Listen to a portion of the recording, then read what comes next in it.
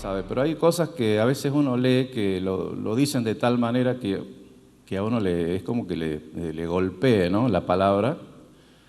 Y me gusta eso cuando la palabra te golpea. Y hay predicadores que cuando se paran en el púlpito realmente uno siente que están dándole duro, ¿no? Y no porque son malos, sino porque están diciendo lo que Dios dice, lo que la palabra de Dios dice. Y entonces he elegido algunas de esas frases en esta mañana que creo que necesitamos escuchar todos de la palabra del Señor. La primera frase, punto número 1, podríamos decir, dice así: Dios quiere transformar nuestra vida defectuosa en una vida gloriosa. Bueno, eso no lo leí, sino lo escribí yo en realidad. Es una frase escrita por mí, pero la segunda sí es que voy a leer ahora, tiene que ver con eso. En realidad nosotros venimos ya en este mundo, nacemos con muchas cosas defectuosas en cuanto a nuestra vida, nuestro pensamiento, nuestra personalidad, a nuestra conducta y a nuestro estado natural ante Dios. Y Dios quiere transformarnos. Para eso vino Jesucristo al mundo, para que nosotros podamos ser transformados y tener vida y no muerte, ser transformados para no vivir una vida defectuosa, sino una vida gloriosa.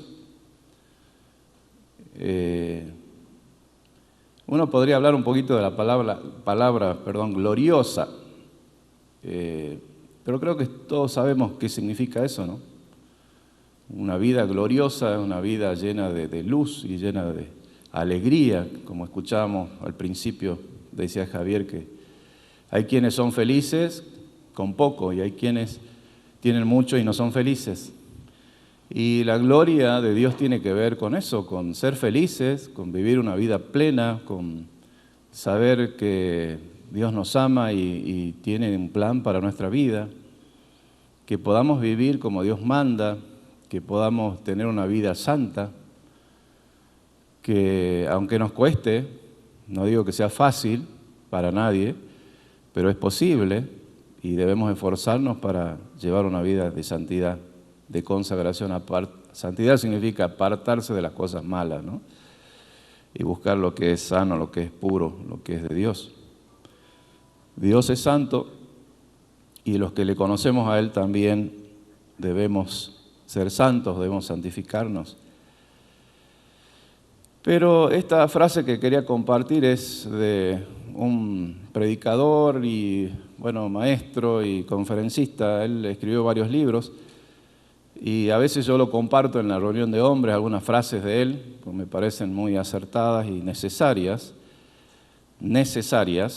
Él se llama Edwin Louis Cole. Cole se escribe, se pronuncia Cole en inglés. Es un pastor, un predicador, como dije. Él, en una de sus frases, muchas frases que tiene en sus libros, dice así: Dios lo ama como usted es. Y estaría bueno si usted anota esta frase y la recuerda, porque nos puede ayudar mucho. Dios lo ama como usted es. Quiere decir que, así como estamos, a veces con nuestros errores y nuestras fallas y defectos y todo lo que tenemos, un bagaje de pecados que traemos también, muchas veces cuando no conocemos a Dios venimos cargados de cosas malas. Dios nos ama. Dios te ama tal como eres, pero lo ama demasiado como para dejarle como es. Repito, ¿no? Dios lo ama como usted es, pero lo ama demasiado como para dejarle como es. Dios te ama como eres, pero Dios te ama tanto que no quieres que te quedes así como eres, sino quiere cambiarte. Él quiere transformarte. Está bien, tenés tus defectos, tengo mis defectos, mis virtudes también, pero Dios no quiere Dios no es un conformista que dice, bueno, a esta persona la encontré toda sucia, hundida en el pecado, perdido, y lo amo tanto que lo voy a dejar así como está. Imagínense que usted encuentra a uno de sus hijos que lo ama tanto, lleno de barro y todo sucio y lastimado, y lo ama tanto que lo va a dejar así como está. No, ¿no es cierto? Dios nos ama tanto. Dios nos ama como somos, pero Él nos ama tanto, demasiado, para dejarnos así como estamos. Dios quiere cambiarnos, quiere transformarnos. Y la verdad es que la condición nuestra es bastante, podríamos decir, deplorable en muchos casos. Y la Biblia habla de eso, de que todos estamos en esa misma condición. Si ustedes se sienten esta mañana que, bueno, yo no necesito nada, me atrevo a decirle que está equivocado o equivocada, porque sin Dios o con Dios, pero no reconociendo la necesidad de Dios, estamos equivocados. Necesitamos a Dios, necesitamos que Él nos cambie, nos transforme. Entonces se cumple, ¿no?, lo que dice en las parábolas Jesucristo, que bienaventurado o bienaventurados los que tienen hambre, ¿no?, y sed de justicia. Bienaventurados los pobres de espíritu. ¿Por qué? ¿Alguien se acuerda o no? ¿Qué? Vamos a repasarlo eso, ¿no?, una vez más ahí en Mateo 5 creo que está. Bienaventurados los pobres de espíritu, los que tienen hambre y sed de justicia, porque ellos serán saciados, ¿no? Y así habla de bienaventurados los pacificadores, porque ellos heredarán la tierra. Y parece una contradicción todo eso, porque me sigue haciendo calor. Parece una contradicción porque uno dice, bueno, el que no la pelea no tiene nada, el que no llora no mama, dice un refrán. Pero ¿cómo es eso de que el que es manso, el que no pelea y que no daña a su prójimo,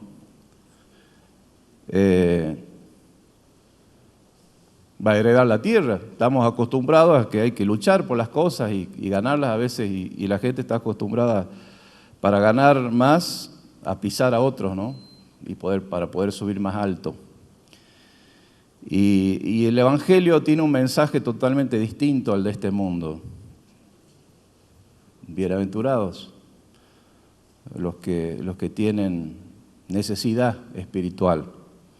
Entonces, hay una palabra que la verdad que yo no pensaba leerla todos estos versículos, pero me parece que es tan interesante lo que dice acá en Romanos capítulo 3, verso 9 al 18. Nos habla de nuestra condición. Y quizás usted diga, bueno, después de leer esto yo no sabía que estaba tan mal y que necesitaba tanto, ¿no?, de Dios. Dice así el título: todos han pecado. Verso 9, estamos leyendo, ¿no?, de Romanos 3, 9. Dice: entonces, ¿qué? ¿Somos nosotros mejores que ellos? En ninguna manera, porque ya hemos denunciado que tanto judíos como griegos están todos bajo pecado, como está escrito. Ahí había como una discusión de quién era mejor, si los judíos, si los griegos, si porque no eran judíos eran peor o eran más pecadores, o algunos eran más santos solamente por el hecho de pertenecer a una nación o ser parte del pueblo de Dios. Pero acá el apóstol Pablo nos explica, nos aclara que todos estamos en la misma condición. Eso implica que nosotros también, los argentinos, o si son chilenos, o bolivianos, o peruanos, o de Estados Unidos, o de Inglaterra, o de cualquier país, Todos estamos bajo la misma condición antes de conocer a Dios. Y sin Dios también.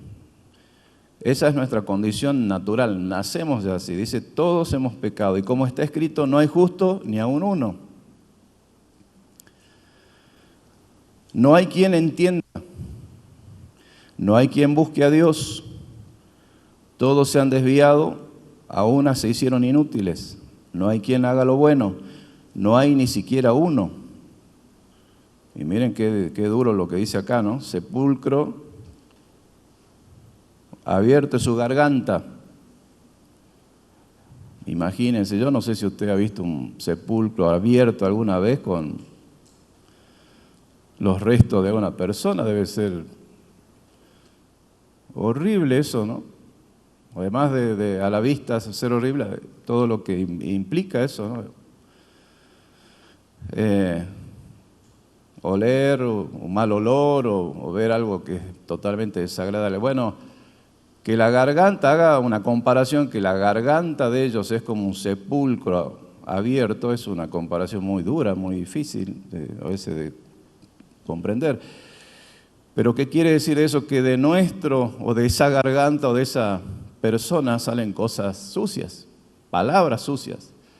Por eso es tan importante que el cristiano, el que realmente entregó su vida a Cristo, cuide qué es lo que sale de su boca. Y acá estamos hablando un poquito de la vida cristiana, ¿no? De la conducta. Si usted se dice o es cristiano o se dice ser cristiano, no puede andar diciendo palabrotas cuando se enoja. Hay gente que dice malas palabras en todo tiempo, todo momento. Ni siquiera necesitan un motivo. Lo dicen porque parece como que es más divertido, porque son más interesantes cuando dicen malas palabras. Pero a eso se refiere cuando dice acá la Escritura, sus gargantas son como sepulcro abierto. Es decir, sale inmundicia, ¿no? De ahí, mal olor. Y las malas palabras son eso para Dios. Es como un olor feo, un olor podrido. Y el que tiene el Espíritu de Dios escucha malas palabras y dice, qué feo, te produce algo feo, ¿no? Y así es la condición de los que no conocen a Dios, pero no se puede admitir que alguien que conoce a Dios y que sabe lo que la palabra de Dios dice, practique el hablar cosas groseras o malas palabras. Debemos cuidar eso porque nuestra boca es como la boca de la que tiene que salir la bendición, no maldición, sino la bendición. Y la Biblia, bueno, el Señor enseña también que nuestra boca es como una fuente y dice que de una misma fuente no puede salir agua dulce y agua salada. Quiere decir que si somos creyentes, somos cristianos, no podemos andar diciendo cosas malas con nuestra boca, pronunciando malas palabras y también hablando de Dios y diciendo que somos de Dios y somos creyentes en Dios. Debemos corregir eso. Y así como eso, muchas otras cosas que no habrá tiempo de mencionarlas hoy. Pero Dios quiere transformar nuestra vida. Un cristiano que viene a la iglesia y no es transformado, no es un cristiano. Es como esos, dice Jesús, como esos sepulcros blanqueados que están muy bonitos por fuera, pero por dentro están llenos de podredumbre, ¿no? Y Dios no quiere eso, Dios quiere transformar nuestra vida. Dice, continúa diciendo el verso 13, sepulcro abierto su garganta, engañan de continuo con su lengua. ¿Cuántos hablan mentiras? ¿O están acostumbrados a mentir? Hay gente que está acostumbrada a mentir y miente sin necesidad. Y cuando lo confrontan con algo que no les gusta o no quieren ocultar, mienten. Dice, no, yo no hice eso, no, yo no. Y te juro por mi madre o por mis hijos, y lo juran, ¿no? O por Dios, que no se debe jurar por Dios. Y mienten. Y eso es algo que también Dios quiere, transformarnos. No se puede concebir un creyente en Dios, un cristiano que mienta. Y yo algunas veces he dicho, mire, si usted no quiere decir la verdad, es mejor que se calle. Mejor que no diga nada o diga, no puedo decirte eso. Es algo personal, pero no mentir, no mienta.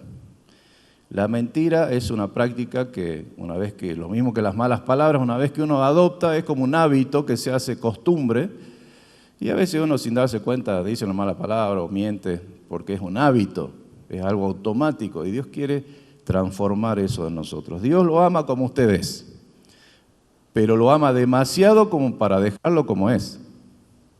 Dios quiere cambiar eso en nuestra vida. Eso y muchas otras cosas. Verso 14 dice, llena está su boca de maldición y amargura. ¿Cuántos hablan cosas negativas todo el tiempo quejándose, ¿no? Del país, de la situación, de los hijos, del trabajo, de la casa, de tantas cosas? Y Dios no quiere escuchar quejas. El pueblo de Israel se murió en el desierto por quejarse. Se quejaron tanto que no tenían carne, que no tenían ajo y cebolla y que no tenían agua a veces, que Dios se enojó con ellos porque nunca les faltó nada. Dios siempre les proveyó de todo, aún en el desierto, pero la actitud de ellos fue una actitud mala de quejarse y no estar conformes con las cosas. Y entonces se murieron ahí en el desierto. Solamente entraron a la tierra prometida aquellos que honraron a Dios y creyeron en Dios y creyeron a la palabra de Dios, ¿sí? Entonces, la amargura tiene que ver y la maldición tiene que ver con eso que decimos, que nos quejamos, que hablamos mal de otros, criticamos a otros. Dice el verso 15, sus pies son veloces para derramar sangre. Gente violenta, ¿no? Que no tiene problemas, si tiene que matar a alguien. Destrucción y miseria hay en sus caminos. Y la senda de paz no han conocido. No hay temor de Dios delante de sus ojos. Bueno, está claro, punto número 1, está claro, creo. Dios quiere transformar esas cosas, no quiere que vivamos así. Si usted vive así, sepa que Dios no le agrada eso. Dios quiere que usted cambie. ¿Cómo va a ser para cambiar? Bueno, confiésele al Señor esas cosas y pídale que lo cambie. La regeneración en el cristiano no es algo que se hace por fuerza humana, sino es un milagro de Dios. Dios nos cambia de una manera milagrosa. Dios pone el deseo en usted de cambiar. Yo no puedo obligarlo a usted a cambiar. Dios pone la convicción en usted que usted necesita cambiar y es Dios quien hace esa obra de volver a su estado perfecto, porque Dios nos hizo perfectos, pero nos hemos desviado de su voluntad y hemos caído en este estado de la raza humana. La raza humana caída se llama. Y Dios quiere restaurar esa raza humana a todos nosotros. Pero también Dios requiere del permiso, que usted le pida y que usted le dé permiso para hacerlo. Vio que hay gente que usted los quiere cambiar, pero primero no reconocen, no quieren hacerlo y creen tener la razón. Y esas tres cosas son un impedimento para que Dios nos cambie.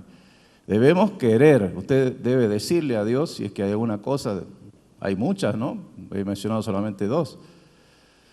Señor, yo quiero cambiar esto, yo quiero que me transformes. Te doy el permiso en mi vida, en mi voluntad, en mi mente, en mi corazón para que lo hagas. Yo necesito que hagas ese milagro en mi corazón, en mi mente, en mis deseos, en mis emociones. Quizás yo no puedo por mis propios medios, pero te pido que lo hagas y Dios lo va a hacer. Pero tenemos que quererlo y reconocer lo que necesitamos eso. Una vuelta vino un enfermo, ¿no?, a Jesús suplicándole, ¿no? Y Jesús le pregunta, ¿qué quieres que te haga? Y era una persona que evidentemente estaba muy enfermo. Y es como obvio, ¿no? Supuestamente era obvio que él quería que lo sane, pero Jesús le pregunta, ¿qué quieres que te haga? Y el Señor nos pregunta lo mismo hoy a nosotros, ¿qué quieres que yo haga contigo? Y somos nosotros los que tenemos que decirle al Señor, Señor, yo quiero que me cambies, que me ayudes con esto, que me cambies en esto otro. Yo reconozco que necesito esa ayuda. Yo quiero que me ayudes. Y entonces Dios puede tener la libertad de trabajar en tu vida. Porque si no, Él no lo va a hacer, porque Él no va a entrar así por la fuerza a tu vida. Para eso nos dio Él la capacidad de decidir, de pensar y de elegir. Así que lo primero es que Dios quiere cambiarnos. En segundo lugar, cuando nosotros ya somos cristianos, podemos hablar mucho, podemos hasta gritar y hacer muchas cosas, pero recordemos, dice así, una frase que la anoté yo y después le voy a leer la que escribió Edwin Louis Cole. Dice, el punto 2 dice, si usted ha sido salvado, recuerde que sus hechos hablan más fuerte que sus palabras. Sí, soy cristiano, voy a la iglesia, ahora he cambiado, pero ¿y sus hechos? Una cosa es lo que usted dice que es, y otra cosa es la que usted demuestra que es, con sus hechos. Es muy lindo decir, ahora yo soy otra persona, pero ¿y sus hechos? ¿Usted vive conforme a lo que dice que es? No sé, ojalá que sí. Cuando uno no hace eso se llama incoherencia, cuando algo no coincide una cosa con la otra. Algo incoherente es eso, que uno dice una cosa y hace otra. Y el cristiano debe ser íntegro, debe decir una cosa y hacer eso que dice. Vuestro sí sea sí, vuestro no sea no. Pero ¿y qué difícil, pastor, hacer eso? Sí, yo no digo que sea fácil, pero con la ayuda del Señor lo podemos hacer. Cuando uno quiere hacerlo, uno lo puede hacer. Cuando uno se entrega y reconoce que necesita a Dios para poder ser transformado, uno puede ser transformado y lo puede hacer. Dice Edwin Louis Cole en su libro, la gente escucha lo que usted dice, pero aprende de lo que usted es. Anótelo porque está muy buena esa frase. La gente escucha lo que decimos, pero aprende de lo que usted es. Y si no, miren sus hijos. Sus hijos son el mejor ejemplo. Cuando un padre ve a un hijo que anda mal, anda descarriado, ¿cuál es la frase típica que dice? ¿Qué habré hecho yo para que suceda esto? Y sí, muchas veces nuestros hijos son el resultado de nuestro actuar, de nuestras palabras, de nuestra conducta, de nuestro ejemplo. Pero la gente que nos observa también, en la calle, en nuestro trabajo, también ve lo que nosotros hacemos y lo que somos. No tanto lo que decimos, sí, nos escucha que decimos somos creyentes, lo invitamos a la iglesia, pero ¿y nuestra vida es coherente con eso? ¿O demostramos otra cosa? La segunda frase parecida dice, lo que usted es se demuestra por lo que usted hace.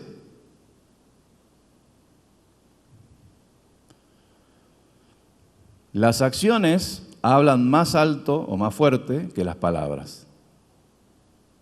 También una frase con mucha sabiduría, ¿no? Entonces, ¿cuál es la mejor manera de dar testimonio de Dios? ¿Con nuestras palabras? Sí, son importantes las palabras. Pero, ¿qué hace falta? Acciones, hechos. Tu vida habla más fuerte que tu palabra. Así que cuidemos eso. Y si nuestra vida no habla lo que nosotros decimos, bueno, entonces necesitamos esa transformación del punto 1. Necesitamos que Dios nos trabaje en nosotros. Los días martes a la mañana tenemos, yo lo dije así, reunión de consejería, Pero no es solamente una reunión así de consejería personal como estamos acostumbrados. Se hace también si es necesario. A veces hay cosas que no se pueden decir en público y hay que decirlo más en privado, pero esas reuniones son justamente para ayudarnos a transformar las cosas que queremos que Dios cambie en nuestra vida. Es decir, que son reuniones grupales y hablamos de nuestro ser integral, de todo lo que abarca nuestro ser. Nuestra parte física, nuestra parte emotiva o psicológica, nuestras relaciones. Hablamos de distintos factores en nuestra vida que necesitamos ayuda y necesitamos cambiar. ¿Por qué nosotros necesitamos cambiar? Porque si nosotros queremos ayudar a otro, necesitamos primero cambiar nosotros. No podemos salvar a alguien si nosotros no estamos en condiciones de hacerlo. En sentido, es como cuando alguien se está ahogando y resulta que alguien lo quiere salvar, pero no sabe nadar, entonces se tira y se hunden los dos. Porque esa persona no está en condiciones de salvar a la otra porque no tiene el conocimiento, las herramientas para hacerlo. Entonces necesitamos trabajar en nuestro carácter, en nuestro temperamento, en nuestra vida, en nuestra conducta para ser cristianos probos, que podamos hablar con el ejemplo a los que están cerca nuestro, a los que necesitan. Los que usted es se demuestra por lo que usted hace. ¿Cuánto nos falta de eso, no? ¿Cuánto necesitamos de eso? ¿Qué piensa usted? Voy a sacar los lentes así, miro. Yo con los lentes veo acá nomás, no le veo tan lejos, pero ¿cuánto necesita? ¿Es cierto o no? Necesitamos de Dios, necesitamos cambiar muchas cosas. Yo siempre que predico, también lo predico para mí mismo, ¿no? Yo necesito también. ¿Ustedes qué creen? ¿Que los pastores son todos perfectos? No, también son seres humanos y necesitamos cambiar. Necesitamos ser buenos ejemplos para nuestros hijos. Lo más difícil es eso porque ellos nos conocen tal como somos. Y ellos son los que también en su momento van a reclamar cosas. Que no fuiste esto, que no fuiste lo otro, que no estuviste acá o no estuviste allá o no fuiste de tal o cual manera, porque nos conocen. Por eso nadie puede decir, yo soy perfecto, yo no necesito nada cambiar. Es una mentira. Si decimos eso, hacemos a Dios mentiroso, porque la Biblia dice que todos hemos pecado. El que dice que no tiene pecado, hace a Dios mentiroso, dice la palabra. Así que necesitamos preocuparnos por nuestra vida. Y una de las maneras es estudiando. Por eso los martes a las 10 de la mañana tenemos esa reunión, que también se ora, que también se lee la palabra, pero analizamos áreas de nuestra vida que necesitamos mejorar. Y de esa manera podemos ayudar a otros.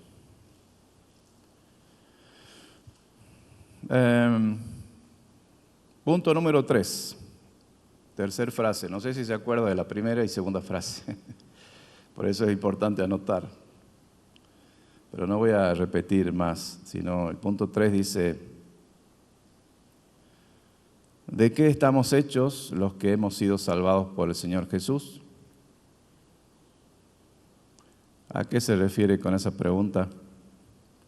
¿De qué estamos hechos? Me refiero a de qué temple está hecho de qué materia, podríamos decir. Vieron que a veces dicen, hubo eso de madera, como diciendo, desmereciendo, ¿no? Que no tiene mucho valor, porque la madera se puede romper fácil o se puede quemar o no resiste tanto.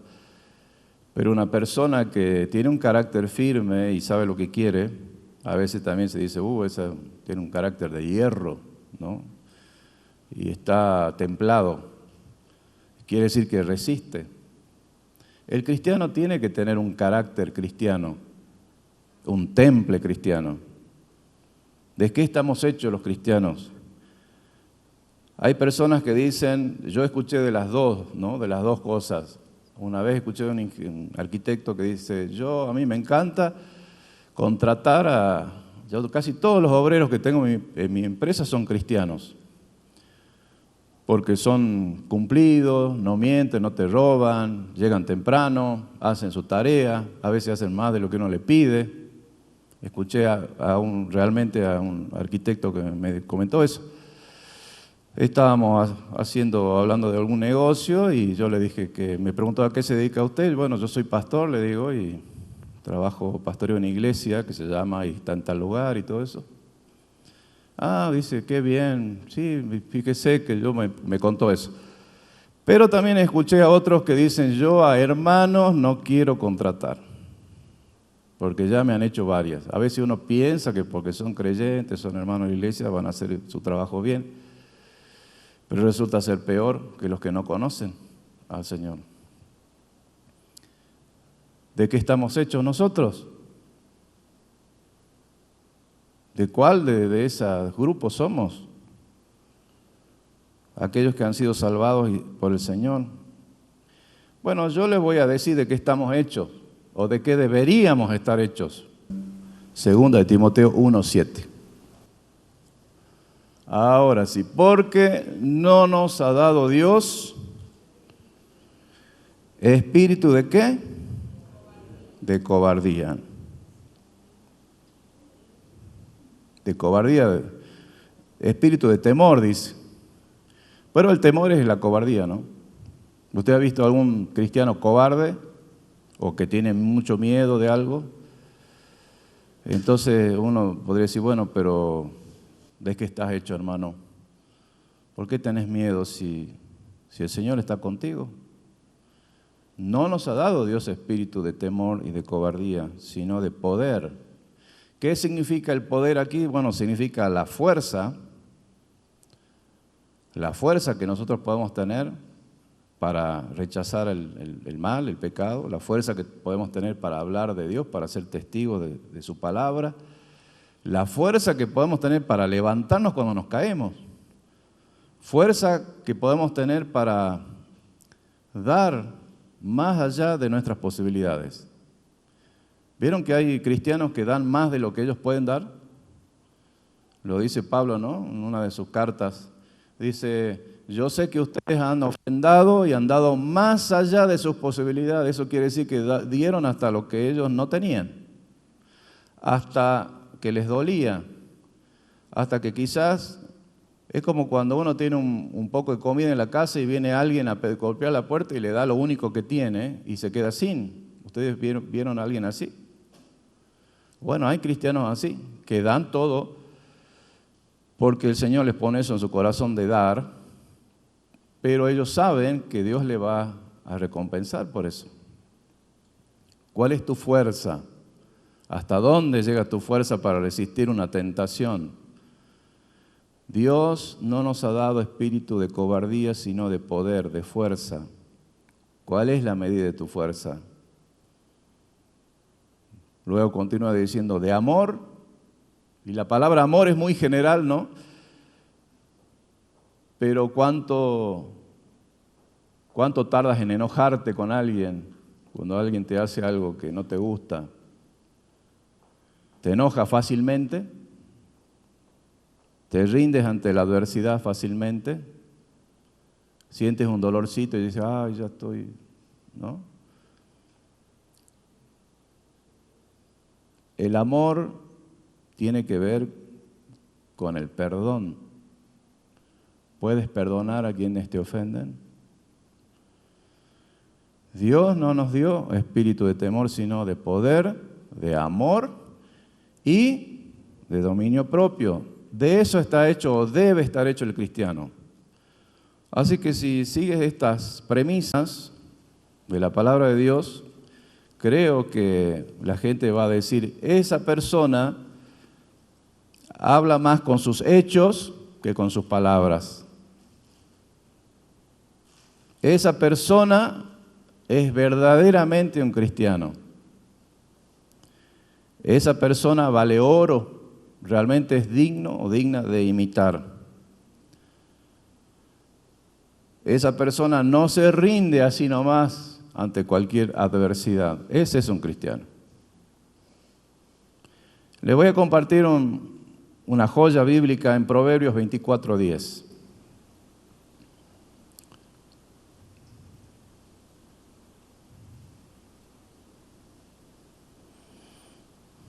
Y tiene que ver con esto del carácter cristiano, ¿no? Espero no equivocarme esta vez. A ver si lo tenemos ahí. Si eres flojo en el día de trabajo, tu fuerza será reducida. Este versículo tiene varias traducciones y varias versiones. Yo la voy a leer en la Biblia del lenguaje actual. Dice, quien se rinde ante un problema no demuestra fuerza ni carácter. Es interesante esta frase para anotarla también. Pero la traducción literal de la Biblia en inglés, de Living Bible, dice así: usted es un pobre espécimen si no puede manejar la presión de la adversidad.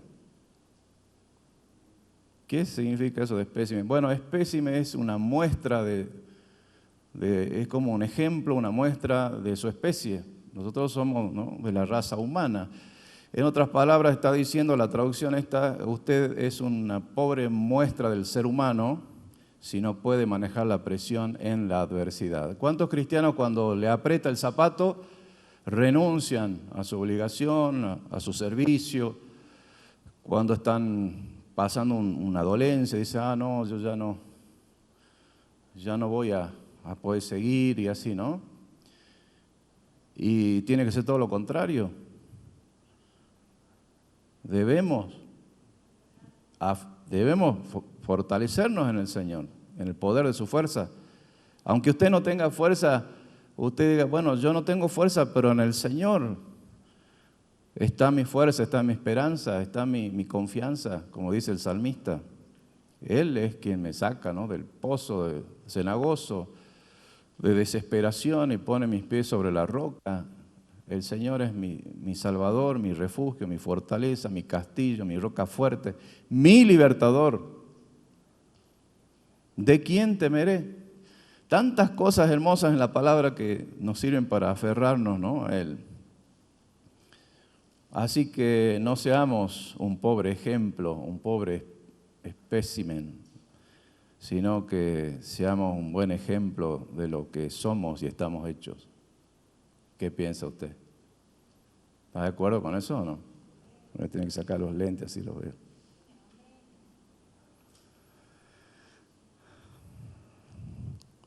Tenemos un propósito, hermanos, que cumplir. Yo este último tiempo me estoy sintiendo un poco inquietado como pastor de esta iglesia.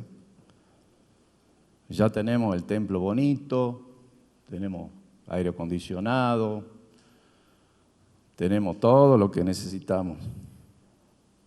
¿Y ahora qué vamos a hacer? Tenemos que cumplir nuestro propósito y le pido al Señor que nos dé justamente eso que leí, ¿no? Ese espíritu de poder, de amor, de dominio propio, para no menguar, para no flaquear. Había un misionero en Zambia, él fue misionero durante 30 años en Zambia, el reverendo Perkins se llamaba.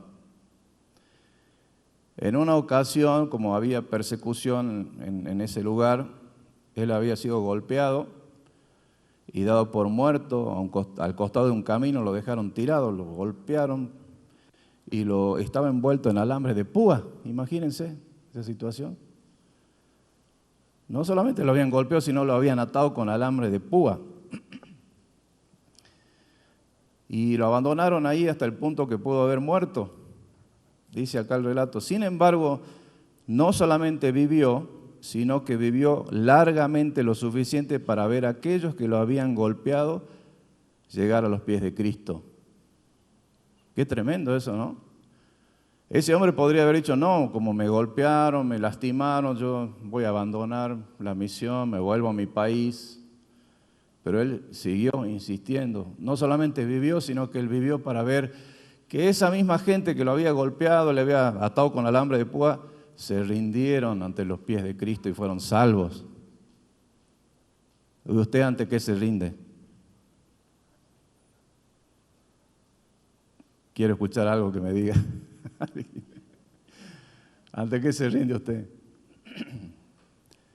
Deberíamos decir ante nada. Pero el peligro más grande es la comodidad. Alguien dijo, el peligro más grande de un cristiano es otro cristiano. Cuando entramos en el conformismo y bueno, ya está todo hecho, no está todo hecho. Tenemos mucho que hacer. Este mismo hombre, este misionero Péricles, una vez estaba en una conferencia y el que escribió este relato dice que él, bueno, el que escribió este libro de Edwin Cole, se llama, que mencioné al principio, él estaba como uno de los oradores también en esa conferencia, estaba sentado en la primera fila, Edwin, y este misionero Perkins, que le comenté de que había sido golpeado y atado, estaba por comenzar a hablar de lo que él tenía que decir en ese día, y dice que él se paró frente al púlpito y miró a la gente así como yo los miro a veces ustedes, a ver qué dicen. Estaba mirando y cuando se dio cuenta que en la primera fila estaba este Edwin Cole, dice que lo miró fijamente, así como yo lo miro ahora Alfredo acá. Y dice que él le dijo así a este Edwin, Perkins le dice a Edwin, así en voz alta le dice, ¿dónde estaba usted cuando yo lo necesité? Dice que le gritó desde el púlpito. Dice, yo he pasado mi vida ministrando a mujeres y niños y recién ahora he leído uno de sus libros, Hombría al Máximo. Si yo hubiera pasado mi vida especializándome en hombría, podría haber salvado a mi nación. Usted tiene que estar en el arbusto, o en la zarza, entre paréntesis, donde lo necesiten.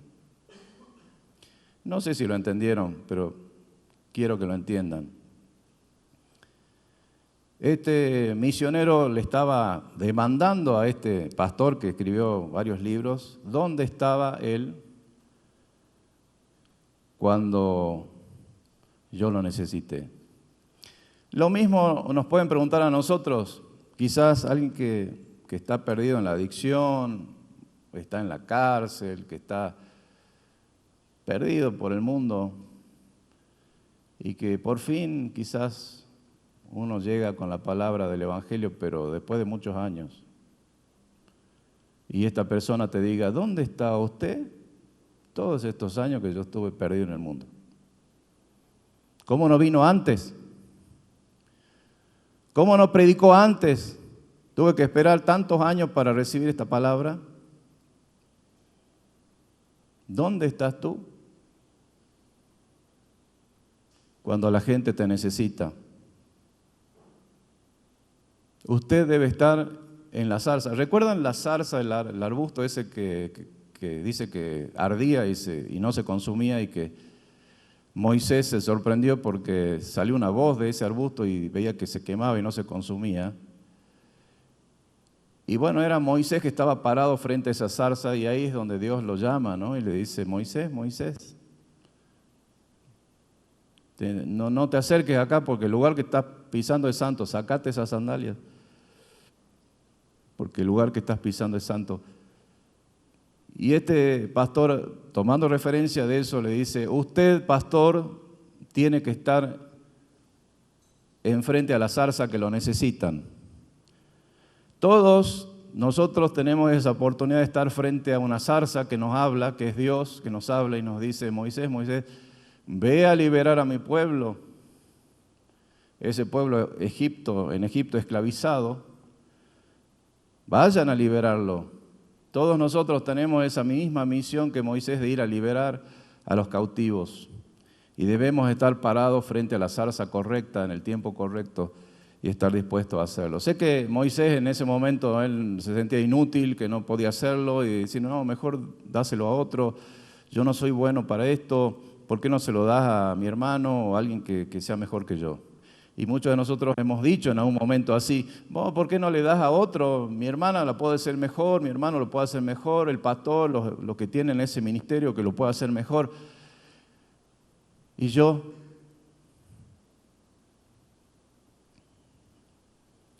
todos nosotros debemos, usted tiene que estar frente a la zarza donde lo necesiten. Amén.